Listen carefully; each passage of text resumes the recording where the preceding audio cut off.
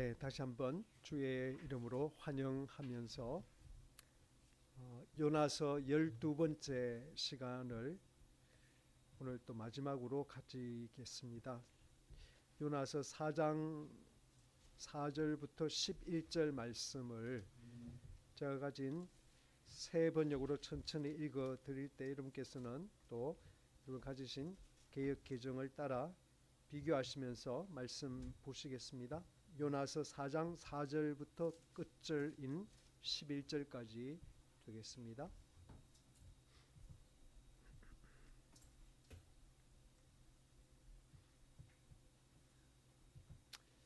주님께서는 내가 화를 내는 것이 옳으냐 하고 책망하셨다. 요나는 그 성읍에서 빠져나와 그 성읍 동쪽으로 가서 머물렀다.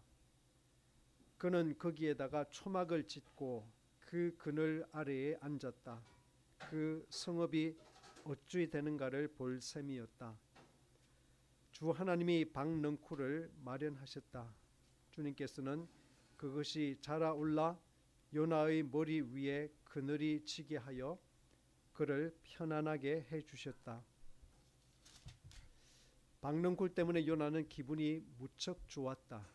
그러나 다음날 동이 틀 무렵 하나님이 벌레를 한 마리 마련하셨는데 그것이 박넝쿨을 쏘라 버리니 그 식물이 시들고 말았다. 해가 뜨자 하나님이 찌는 듯이 뜨거운 동풍을 마련하셨다. 햇볕이 요나의 머리 위로 내리쬐니 그는 기력을 잃고 죽기를 자청하면서 말하였다. 이렇게 사느니 차라리 죽는 것이 더 낫겠습니다. 하나님이 요나에게 말씀하셨다. 박넝쿨이 죽었다고 네가 이렇게 화를 내는 것이 옳으냐? 요나가 대답하였다. 옳다 뿐이겠습니까? 저는 화가 나서 죽겠습니다. 주님께서 말씀하셨다. 네가 수고하지도 않았고 네가 키운 것도 아니며 그저 하룻밤 사이에 자라났다가 하룻밤 사이에 죽어버린 이 식물을 네가 그렇게 아까워하는데 하물며 좌우를 가릴 줄 모르는 사람들이 12만 명도 더 되고 짐승들도 수없이 많은 이 큰 성읍 니느웨를 어찌 내가 아끼지 않겠느냐. 아멘. 네. 고구마는 나중에 해도 될 것 같은데요. 네.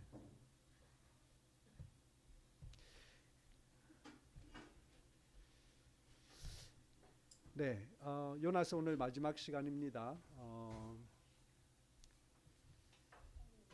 요나는 긍정적인 그런 모범은 아니었고 우리에게 어떤 면에서는 반면 교사 같은 그런 인물로서 요나서가 우리에게 주는 중요한 메시지가 하나 있다면 우리가 은혜의 실체에 은혜의 그 근본적인 그 중심에 눈을 뜨지 못하면 신앙생활을 하는 우리들도 늘 하나님의 역사로부터 도망칠 수밖에 없고 방황할 수밖에 없고 또 때로는 그 하나님께 요나처럼 반항까지 할 수 있다고 하는 사실입니다. 요나가 3일 동안을 돌 수 있는 그 큰 니느웨 성을 딱 하루 돌면서 하나님의 말씀을 전했을 때 뭐 왕까지 짐승까지 금식하고 대대적인 회개 운동이 일어났다고 하는 그 사실을 볼 때 요나는 결코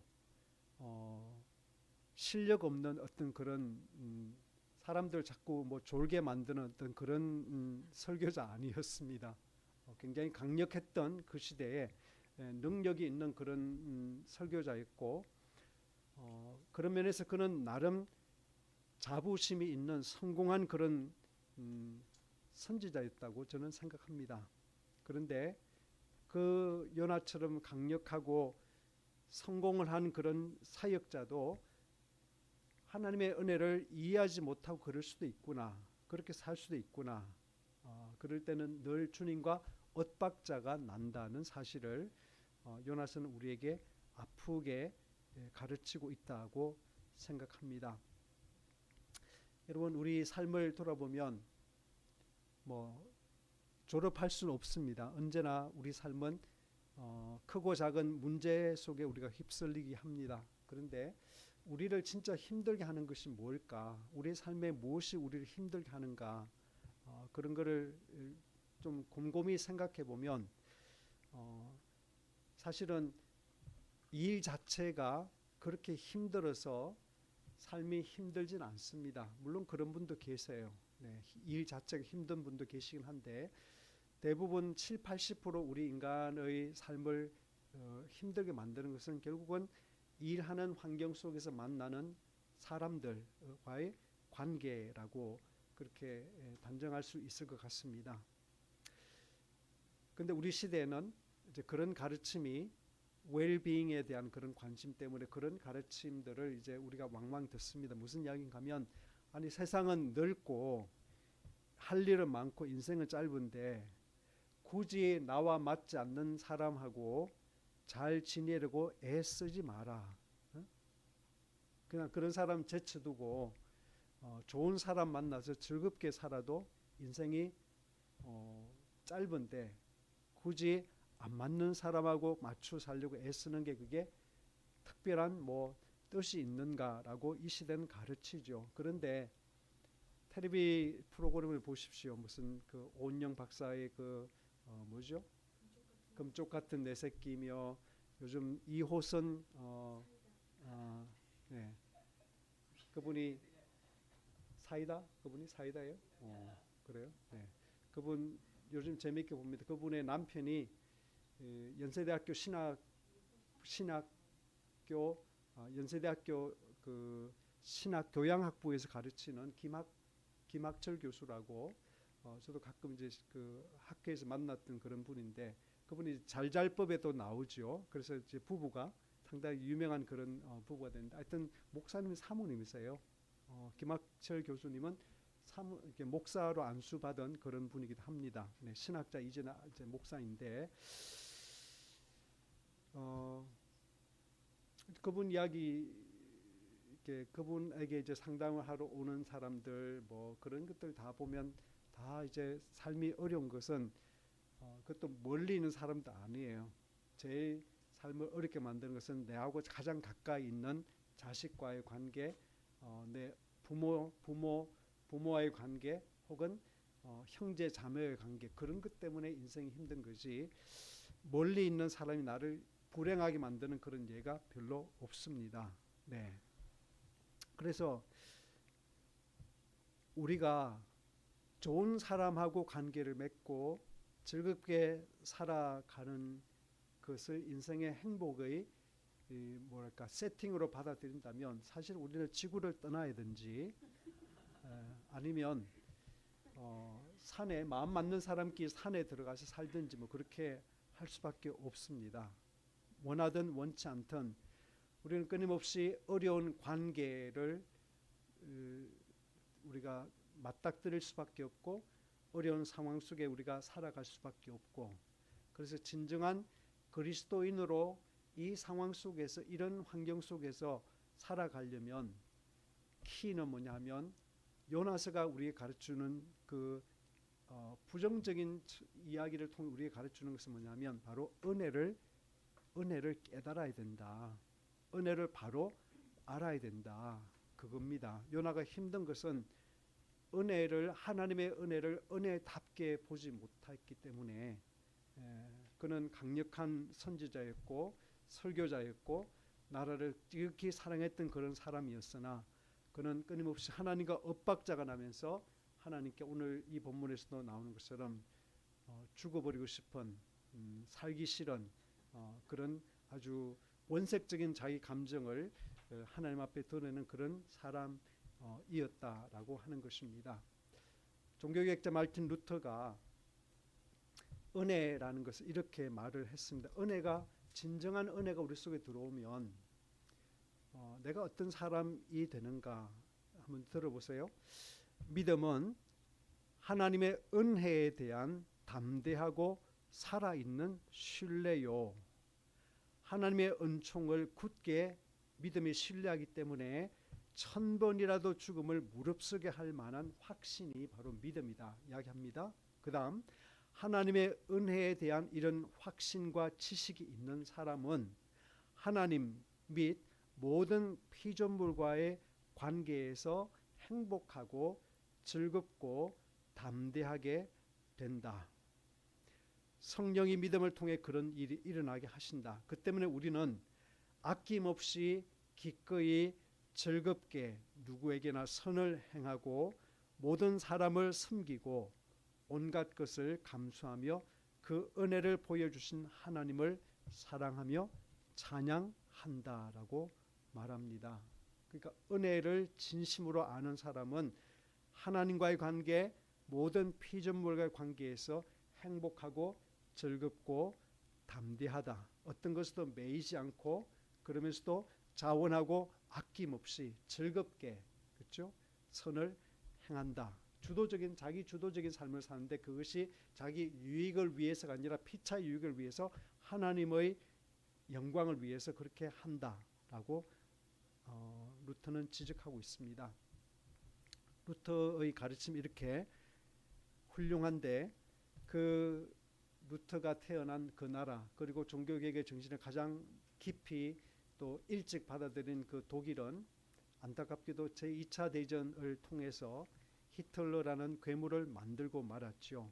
그런데 그 보네퍼라는 분이 우리가 이제 잘 찬양을 통해서 알게 된 그 보네퍼라는 그 목사님은 왜 그 당시 많은 독일 교회가 히틀러라는 사람의 분명한 악마성을 보았을 텐데도 위험을 봤을 텐데도 왜 그를 받아들이고 그를 심지어 지지하게 됐을까?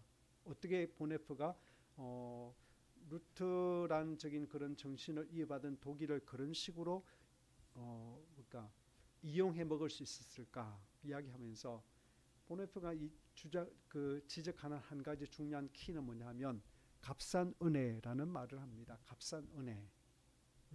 값싼 은혜는 뭐냐면 내가 어떻게 살아도 하나님은 나를 사랑하신다. 내가 어떻게 사는지는 하나님께 그다지 중요하지 않다. 왜냐하면 하나님은 어차피 용서하시고 사랑하실 거니까. 이게 맞습니까? 보네프는 이거를 값싼 은혜로 봤거든요. 희생 없는 제자도, 자기 부인 없는 그런 제자의 삶에 대해서, 그러니까 은혜와 사랑과 용서와 구원과 뭐 그 하나님이 우리에게 주시는 그 모든 것들은 다 받아들이면서 내가 그 은혜와 사랑 앞에 어떻게 반응해야 되는지에 대해서는 관심이 없는 것을 이제 값싼 은혜라고 그렇게 이야기를 합니다. 그래서 독일 많은 그 루터 교인들이 개신교인들이 결국은 히틀러가 위험한 일을 하고 있음에도 불구하고 거기에 그냥 그렇게 동조한 것은 마치 우리나라가 일제 강점기 때 우리나라 사람들이 많은 그 기독교인들 고민은 뭐였습니까? 신사 참배하는 것이 우상 숭배라는 것을 처음에는 그렇게 반대했습니다. 그런데 36년 동안이나 계속 이제 이 문제를 가지고 일제가 이제 압박을 해오니까 그리고 지도자들 끌고 가고 사람들을 이렇게 괴롭히고 감옥에 집어넣고 이렇게 하니까 교회가 그 긴 시간을 견딜 수가 없는 거예요. 그래서 36년에 거의 끝날 쯤 되면 40년대 되면 거의 다 목사님들 거의 다 신사참배는 이것은 문화적인 표현이지 이것은 우상숭배 아니다 라고 결론을 내렸는데 우리나라 유일하게 고신교회가 그 교회만이 신사참배를 우상숭배로 규정하고 거기에 굴복 안 했지요. 재건파. 그래서 교단들이 이제 분리되고 하여튼 그렇게 이제 난리가 났었는데 아무튼 보네프는 그렇게 보는 것이죠. 우리 독일 국민들이 그렇게 한 것은 하나님은 아실 거야. 우리가 얼마나 괴로워하면서도 이 일을 할 수밖에 없는지 아실 거야. 하나님은 그냥 봐주실 거야. 눈 감아주실 거야. 라고 편하게 생각했기 때문에 히틀러가 600만 되는 그런 유대인들을 마음대로 살인하는 그런 일을 할 수 있었던 토대를 줬다는 거예요. 국민이. 참 가슴 아픈 일이죠. 여러분, 하나님의 은혜는 결코 값싼 것 아닙니다. 하나님의 은혜는 값비싼 거였습니다. 우리의 구원을 위해서 하나님이 어떤 대가를 치르셨는지 생각하면 하나님은 그냥 마음 좋은 그런 분으로 그냥 악을 보고 눈을 질끔 감고는 넘어가고 용서하는 그런 분 아니라, 그렇죠? 우리의 그 죄의 대가를 위해서 예수님이 천국의 영광을 버리셔야 됐고 인간의 제한이라는 그 환경 속에 들어오셨단 말이에요. 뭐 이런 거죠. 우리가 제 어릴 때만 해도 겨울은 굉장히 불편했습니다. 겨울에 학교 갈 때 세수를 하고 가야 되는데 물은 차갑고, 그렇죠? 그래서 저희들이 이제 그 살았던 그 큰 방에 이제 엄마, 아버지, 뭐 저 누나, 뭐 형들 이렇게 이제 뭐 그 이렇게 쭉 이제 자고 그랬는데 마루 근처에는 이제 밤에 이제 방을 닦았던 축축한 걸레가 있었는데 그 마루 근처에 맨 위에 운목에는 그 걸레가 얼어 있어요. 그렇죠? 그 정도로 뭐 옛날에는 다 구들방이 그랬잖아요. 구들방 그 발밑엔 뜨끈뜨끈하지만 그래서 멀어질수록 찰 수밖에 없습니다. 근데 그 아침에 세수를 그 찬물에 하고 가려고 하면 굉장히 귀찮아죠. 그래서 엄마가 그걸 데워주면 몰라도 스스로 이 찬물에 그걸 하려면 굉장히 힘듭니다. 그래서 뭐 그것 때문에 세수 안 하고 간다 야단도 맞고 뭐 그랬는데 지금은 우리가 물만 틀면 뭐 24시간 따뜻한 물이 얼마든지 나오잖아요. 근데 여러분 상상해 보십시오. 그런 가정에 태어나서 그런 가정에 자란 아이가 아프리카의 생수가, 그러니까 상수도 물이 흐르지 않는 그런 곳에 가서 한 달 정도 단기 선교를 한다고 생각할 때 그 불편함에 대해서 한번 생각해 보십시오. 샤워 못 하죠. 예? 맑은 물 못 마시죠. 예? 뭐 먹는 게 편합니까? 얼마나 불편해요. 뭐 이도 있고 여전히 벼룩도 있고 뭐 하여튼 여러 가지 불편한 것들이 많이 있는데 예수님께서 적응하셔야 됐던 것은 그보다 훨씬 더 격이 다른 것이죠. 예수님이 인간 하나님의 그 영광을 다 버리고 이 땅에 오셔가지고 말구유에 태어나셔서 시간의 제한을 받고 공간의 제한을 받고 그 가난, 아주 극진한 가난 속에 사시면서 무지하기 짝이 없는 그런 인간을 끊임없이 대하고 그 인간의 반역을 참아주시고 십자가라는 그 끔찍한 고통을 견디신 그 모든 대가가 바로 우리의 죄를 위해서, 우리의 사랑을 위해서, 우리의 영원한 생명을 위해서 주님이 치르신 대가라는 사실을 생각할 때 결코 이것은 값싼 은혜 아니지요. 네. J.I. 패크라는 그 복음 주권의 그 영향력 있는 지도자분이 그런 말을 했습니다. 하나님의 은혜의 교리가, 이 일도 사실은 개신교회가 욕을 꽤 오랫동안 먹었던 루터가 너무 이신칭의라는 것을 강조하다 보니까 행위에 대해서는 강조를 덜했다 뭐라고 해서 그렇게 이제 좀 오해를 받는 그런 경향이 있는데 그 말을 했습니다.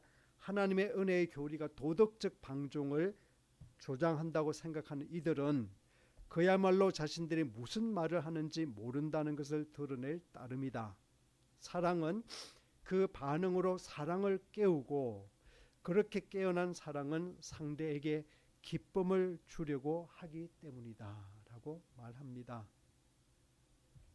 복음은 사랑을 일깨우고 복음에 의해서 생겨난 그 깨어난 그 사랑은 나의 기쁨을 위해 살지 않고 상대에게 기쁨을 주려고 살아간다라고 하는 것입니다.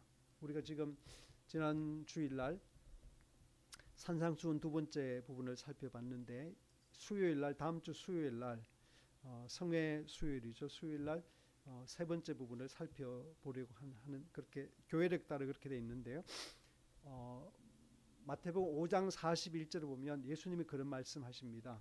누군가가 너에게 오리를 동행하기를 원하면 십리를 가주라고 이야기합니다. 이제 그것은 로마 그 시대에 로마가 정한 법이 있습니다. 로마가 무슨 법을 정했는가 하면 로마가 어떤 나라 A라고 하는 나라에 지배를 하기 시작하면 그 A라는 나라의 지배국인, 그렇죠, 지배를 받는 A라는 나라 국민은 로마 군인이 어떤 사람에게 이 짐 좀 줘줘 그러면 국법이에요. 오리를 그 짐을 줘야 되는 그 책임이 있습니다.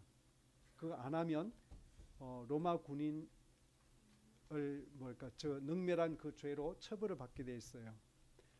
그러니까 여러분 상상해 보십시오. 여러분이 갑자기 길을 가는데 마트를 가는데 로마 군인이 여러분을 붙잡았어요. 가가지고 짐을 턱 맡기면서 야 나 짐 들어줘 그러면 오리를 가야 되는데 2.5km 가야 되는데 그럼 여러분 기분이 어떠시겠어요? 그 길을 가는 동안 기분이 나쁘시겠지요. 그러면 보통 유대인들은 어떻게 했을까요? 짐을 들고 투덜투덜하면 가가지고 오리 끝나는 그 지점에서 그 짐을 패대기 치면서 우리 한국 말로 아이 재수 없어 라고 말을 하겠죠. 그렇죠? 근데 예수님은 뭐라 그러시는가 하면 누군가가 너한테 오리를 동행하기를 원하면 십리를 가져라. 무슨 이야기입니까? 가면서 그러라는 게 오리 제가 더 가줄게요. 갑자기 왜 그러니까 저 이런 거 좋아합니다. 저 이런 거 남 짐지는 좋아합니다. 그러면서 오리 더 가주라는 거예요. 그래서 그 로마 군인이 너를 함부로 부려먹는 시작은 그랬지만은 네가 그것 때문에 노예로 살지 않는다는 것을, 너는 얼마든지 자유민이란 사실을 그렇게 네 스스로 확정하고 그 사람에 그걸 밝히라는 것이죠. 네? 그렇죠. 그런 말씀을 이제 하시는데, 그래서 제가 그 말씀 드렸잖아요. 암소 9마리로 청혼한 여자 이야기 했잖아요. 그래서 저는 산상수훈을 읽으면서 팔복을 읽으면서 어떤 느낌이 드는가 하면 예수님께서 제자들에게 요구하시는 새로운 그 수준의 그 도덕적인 삶은 되게 굉장히 높은 것인데 이것은 우리가 무엇인가 대단한 것을 먼저 받은 것이 아니고서는 이게 가능하지 않은 것이다. 내가 무엇인가 대단히 큰 것을 받은 사람일 때 내가 그런 작은 것들을 무시할 수 있지, 여전히 나는 작은 것 때문에 다투고 그것 때문에 기분 나쁘고 그것 때문에 아프고 그런데 그거를 더하라고? 그건 아닌 것이지요.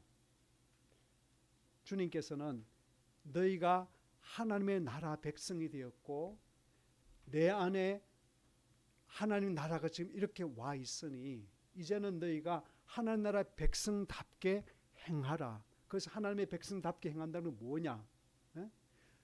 사람들이 너한테 욕하고 너희들한테 손해를 끼치고 그럴 때 어떻게 기도하고 축복해라.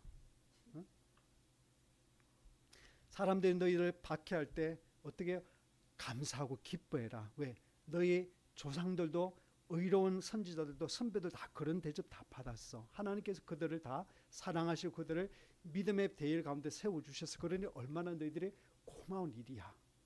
그런 말씀하신 거죠. 오리를 같이 가기 원하면 시간 내서 심리 가져라. 그리고 패대기 치지 말고 저 이런 일 좋아합니다. 그렇게 기꺼이 그 길을 가라고 그렇게 이야기를 하는 것이죠. 그래서 9마리 암소로 청혼받은 그 처녀가 변화되었듯이, 그렇죠? 스스로 변화되어서 한 마리밖에 안 되는 사실은 그냥 평범한 그런 처녀였으나 누군가가 자기를 위해서 8마리를 더해가지고 정말 상상할 수 없는 그 가격으로 그 값으로 자기를 데려갔단 말이에요. 그러면 내가 그에 걸맞는 삶을 살아야 되겠다 라고 하는 것이 바로 산상순이고 팔복이다 이런 말씀이죠. 네, 그게 바로 은혜를 받은 사람의 마땅한 모습이다 라고 하는 것입니다. 우리 미가서, 요나서 바로 끝나는 뒤에 보면 미가서라는 그 소선지자가 있습니다. 소선지서 6장, 미가서 맨 뒷부분에 6장 6절부터 8절 말씀을 우리 같이 한번 읽어보시겠습니다.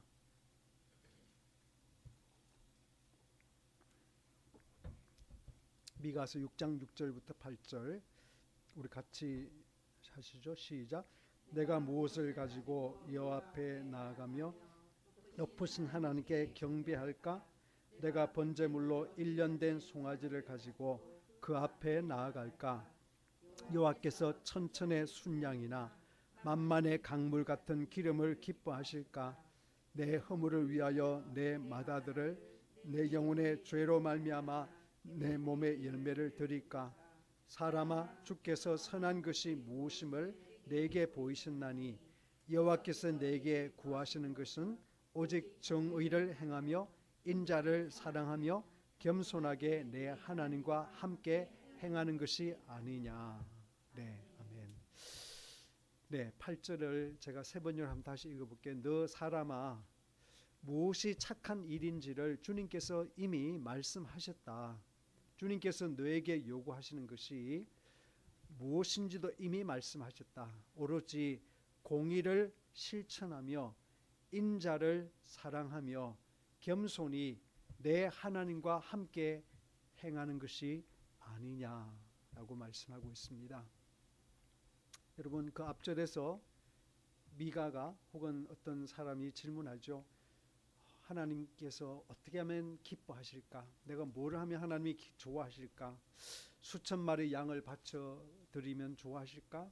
만만의 강물 같은 그런 기름을 바치면 하나님이 좋아하실까? 아니면 내가 회개의 그 증표로 내 맏아들이라도 불에 살려 하나님께 드려야 되나? 뭐 그런 고민하죠. 그런데 여러분, 그런 것들이 종교적인 의 혹은 열심이라면 복음의 의라는 것은 공의와 인자와 겸손한 태도라고 하나님은 확실히 말씀하고 있습니다. 그렇죠? 공의, 사회적인 정의를 사랑하고 저울을 속이지 않고 뭐 이자를 받아서 동포에게 돈을 빌려주거나 혹은 뭐 임금을 속이거나 뭐 그런 일을 안 하는 것이 공의죠. 그다음에 인자, 긍휼을 좋아하는, 그렇죠? 내 행위가 인자에 기초한 행위가 되는 것, 그리고 겸손히 하나님과 동행하는 이것이 바로 하나님께서 기뻐하시는 것이다. 그것이 우리에게 요구하시는 것이다. 근데 요나에게는 공의는 있는지 모르지만은 저는 제가 볼 때는 인자 없습니다. 니느웨 백성을 향한 그 인자 없습니다. 하나님 앞에 자꾸 죽겠다 그러고 불평하는 걸 보니까 겸손한 게 어디 있어요, 요나가? 안 겸손하죠, 그렇죠? 네. 네.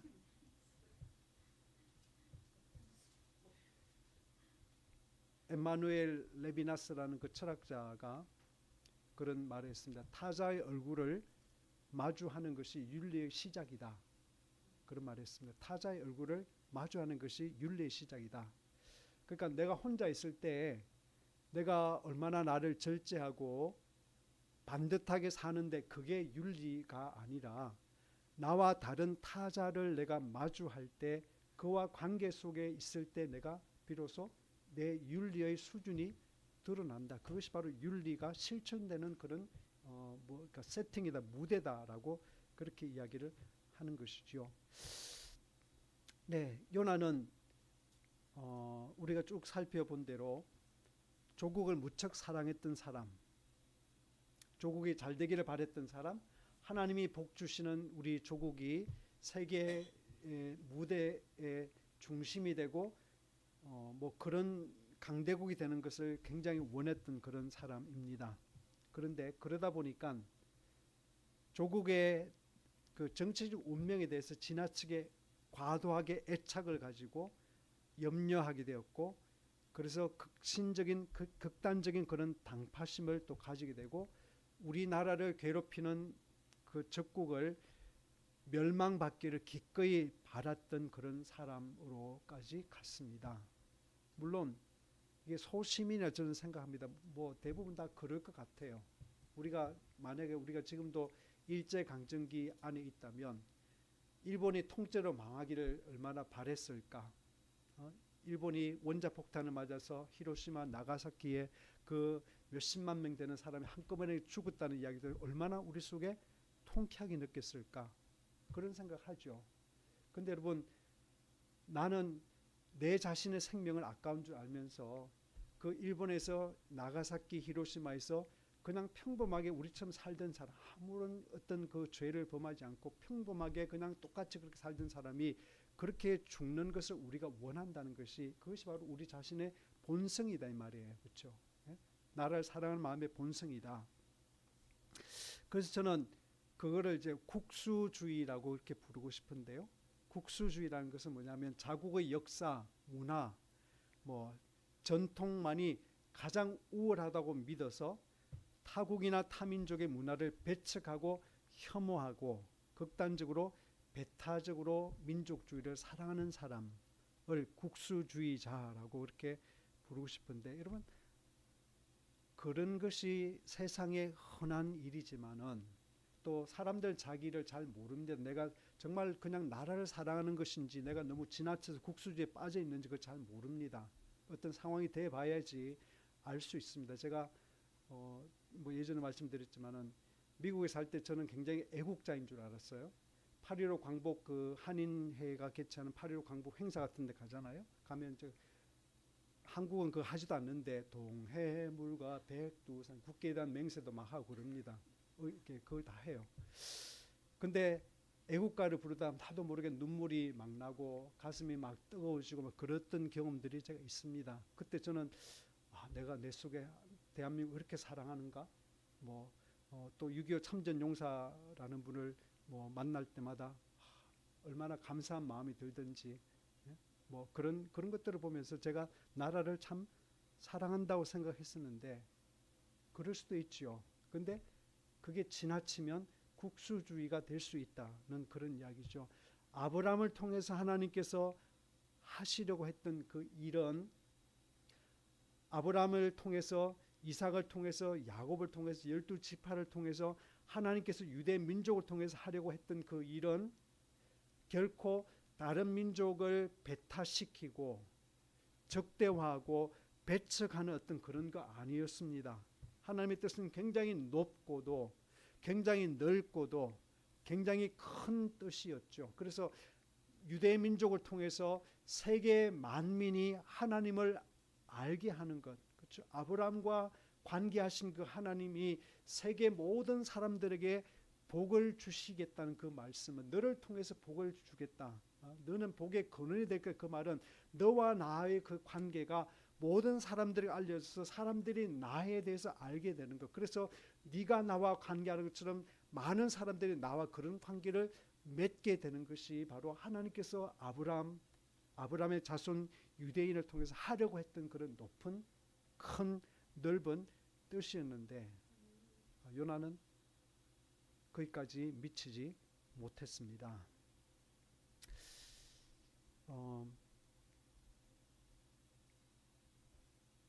구약 성경에 이웃 사랑이라는 표현이 딱 한 번 나옵니다. 레위기 19장 18절에 보면 내 이웃을 내 자신처럼 사랑하는 그 계명이 19장 18절에 나오는데요.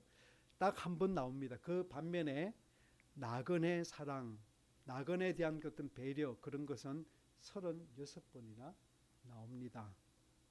그래서 우리는 구약은 이웃 사랑보다 나그네 사랑을 더 강조, 그런 거 아니에요. 그렇죠? 이웃 안에 나그네 포함되어 있습니다. 그 말씀이죠. 내 이웃을 내 몸처럼 사랑하는 그 말씀하실 때 하나님께서 요구하시는 그 이웃, 그 범위는 나그네를 포함한다 이 말이에요. 네.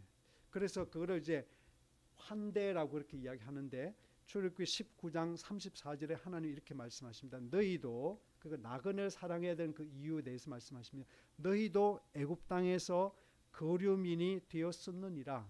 나는 너희의 하나님 여호와이라고 말씀하십니다. 그러니까 너희가 개구리가 올챙이 씨를 까먹으면 안 되는 것처럼 너희도 애굽에 살 때 그렇게 취급을 당했고 그렇게 괴롭힘 당할 때 얼마나 힘들더냐. 그래서 나한테 기도했고 나한테 탄식하며 부르짖지 않고, 그래서 내가 너희를 구원하지 않았느냐. 그러니까 너희들은 절대로 너희 안에 거하는 거류민들, 나그네들을 학대하면 안 돼라고 말씀을 하시는 거죠. 헨리 나운이라는 그 유명한 가톨릭의 신학자이기도 하고 심리학자이기도 하고 하여튼 신부있던 그분이 그런 말을 했습니다. 환대는 타인을 변화시키려는 시도가 아니라 타인이 스스로 변화될 수 있는 자유로운 공간을 제공하는 것이다 라고 환대 hospitality를 정의했습니다. 우리는 누구한테 친절하게 해주면서 머리를 막 굴리죠. 이만큼 해주면 깨닫고 좀 바뀔까? 그러다가 안 되면 이거 계속해야 돼 말아야 되나 그런 고민을 하죠. 근데 헨리 나우에는 그런 어젠다 자체가 이게 환대로서 이게 옳지 않다 이야기하는 것이죠. 이게 참 쉽지 않은 것인데 타인이 스스로 변화될 수 있는 공간을 자유로운 공간을 제공하는 것이 그게 환대라면 우리 환대는 좀 조건적이고 계산적입니다. 그래서 이렇게 해주면 사람이 이렇게 바뀌겠지라고 하는 어떤 그런 것인데 그거 그렇게 하면 환대가 환대일 수 없다는 그런 이야기입니다. 그러니까 환대라는 것은 내 앞에 서 있는 사람이 하나님의 형상으로 지음받은 한 인간이라는 사실을 내 마음에 깊이 인식하고 그 사람 하나님의 형상을 가진 한 인간으로서 그를 대하는 것이 그것이 환대라고 이야기할 수 있을 것 같습니다. 그래서 내가 누군가를 환대하기 위해서는 근본적으로 내가 먼저 하나님 앞에 환대받고 있다는 사실을 알아야 돼. 그것이 은혜란 말이죠. 하나님이 나를 전적으로 받아주셨음을, 그러니까 나의 어떠함 때문에 나를 예뻐하시고 사랑하신 게 아니라 하나님이 나를 사랑하시기로 작정하신 나를 불러주셔서 내가 사랑받는 그 자리에 가게 되었고, 그렇죠? 그 사랑 때문에 내가 누군가를 환대하는 것이 될 때 그것이 진정한 환대가 된다는 사실입니다. 저는 요나서를 마감하면서 요나 안에 우리가 참 많다, 제 자신이 참 많다 생각했습니다. 요나가 우리가 책을 읽으면 참 못나 보이는 것이 많지만은 제 이야기를 기록했다면 후대 사람들 굉장히 저를 얼마나 못났을까, 못나게 평가할까 그런 생각해 봅니다. 네. 요나는 2장 9절 보면 하나님의 구원 이야기하면서 물고기 뱃속에 회개하죠. 그래서 구원의 확신을 보이는 요나가 3장으로 넘으면서 4장으로 넘으면서 또 다시 분노하는 자리로 돌아갑니다. 그러니까 될 듯 하다가 요나는 끊임없이 제자리로 돌아가요. 저는 그 요나를 보면서 그 마가복음에 보면 예수님께서 여러 사람들을 고쳐주실 때 어떤 사람은 한꺼번에 한 번에 고쳐주시는데 마가복음 8장에 어떤 소경이 있습니다. 그 소경은 예수님이 2번 만져주세요. 처음에 만졌을 때 그냥 눈이 뜨긴 뜨는데 나무 같은 것들이 막 움직이는 걸 봅니다. 그런데 그 사람이 움직인다는 이야기죠. 그래서 예수님 다시 만져주셔가지고 이제 환히 보입니다. 그렇게 이야기하시죠. 그래서 신학적으로는 이제 하나님의 그 계시가, 하나님의 은혜가 이제 그 사람을 그렇게 이제 단계적으로 이렇게 고쳐 가신다는 그 표현이 그 메시지가 안에 들어 있는데 저는 요나를 보면서 그렇게 보는 것이죠. 하나님께서 요나를 한꺼번에 못 고치시니까 여러 단계를 통해서 여러 사건을 통해서 그를 만져 주신다라는 사실을 보는 것입니다. 질문은 뭐냐 하면 요나서를 마치면서 가장 중요한 질문, 가장 중요한 거 아니고요. 우리에게 드는 피할 수 없는 질문은 오늘 말씀은 질문으로 끝납니다. 어찌 내가 아끼지 않겠느냐 라는 질문으로 끝났는데 요나의 반응이나 대답은 없습니다. 요나가 그 말씀을 듣고 마음을 돌이키고 하나님이 원하시는 그런 사람으로 되었을까, 아니면 끝까지 하나님 나 안 해요 하고 나 싫어요 하고서는 그냥 끝까지 요나다운 모습으로 도망쳤을까. 물론 성경에서 이야기 안 하니까 100% 우리가 단정할 수는 없습니다. 그런데 저는 긍정적으로 생각합니다. 왜냐하면 요나가 물고기 뱃속에 들어있을 때 그 자기가 겪었던 그 힘든 상황을 아주 적나라하게 이야기하잖아요. 막 그 무슨 그 바다 풀들이 자기 머리를 덮치고 그런 것도 이야기하잖아요. 근데 그렇게 힘든 상황을 알 수 있는 것은 그 일을 겪은 요나가 누군가에게 이야기했기 때문이고요. 근데 그런 부끄러운 이야기를 남에게 할 수 있는 것은 내가 그 부끄러움을 극복했을 때만 가능하지요. 신앙 간증하는 분들 이야기 들어보세요. 뭐 자기가 과거에는 하나님의 은혜를 몰랐을 때는 정말 개망나니로 살았고 뭐 어쩌고 막 그냥 그렇게 사기꾼이었고 뭐 어쩌고 폭력꾼이었고 뭐 그런 이야기 하잖아요. 근데 그 사람이 그 이야기를 할 수 있는 이유는 뭐죠? 내가 여전히 그 삶을 살아갈 때는 그 이야기 못 합니다. 그거를 극복하고 내가 새로운 삶을 살아가는 사람이 되었을 때만 내 과거를 얼마든지 드러낼 수 있는 간증을 하게 되는 것처럼 저는 생각하기를 요나도 결국은 그렇게 여러 차례 무너지고 하나님께서는 끊임없이 그를 상대해 주셔서 질문을 통해서 사건을 통해서 요나가 자기가 갇혀 있는 그 작은 세계, 나라를 사랑한다고 하고 하나님을 사랑한다 하지만 얼마나 그가 배타적으로 살았는지, 얼마나 그 답답한 자기 세계 안에 갇혀서 그것을 참 신앙으로 생각했는지 그런 것들을 보여주심으로써 요나는 결국은 하나님의 그 참 사랑, 하나님의 참 은혜로 돌아올 수 있었다. 그래서 자신의 편협한 세계를 마침내 보게 되고 그 가운데에서 새 세계 안에 살아가면서 옛 세계를 아프게 겪었던 이야기를 풀어낸 것이 저는 요나서라고 생각을 하는 것입니다. 그래서 결론적으로 말씀드리면 요나를 변화시킨 그 복음은 우리도 바꿀 수 있는 하나님의 능력이 되는 것입니다.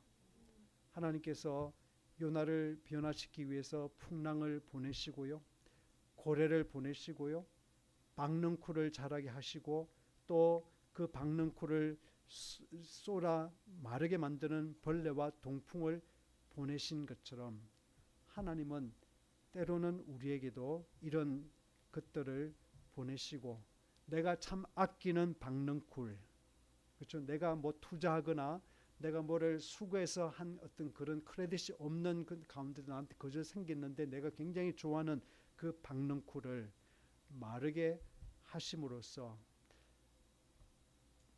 타자의 존재가 얼마나 소중한지, 하나님께서 아끼시는 이 세상의 만물이 얼마나 귀한지를 눈뜨게 되는 그런 은혜로 우리를 이끌어 가신다라는 것입니다.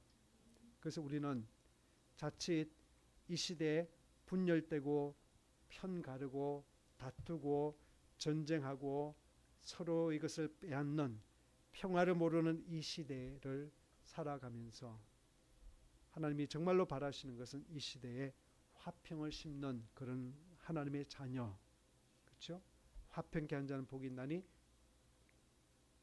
저희가 하나님의 아들이라 일컬음을 받을 것이며 라는 말씀처럼 저와 여러분들이 요나의 삶을 반면교사 삼아서 하나님의 진정한 은혜를 알 때에 우리가 그만큼 기꺼이 즐겁게 반응하고 행동한다는 사실을 기억하시면서 여러분 결코 값싼 은혜에 머물지 마시고 하나님의 치르신 값비싼 은혜를 늘 기억하면서 그 은혜에 반응하는 그런 저와 여러분 되기를 주의 이름으로 부탁드립니다.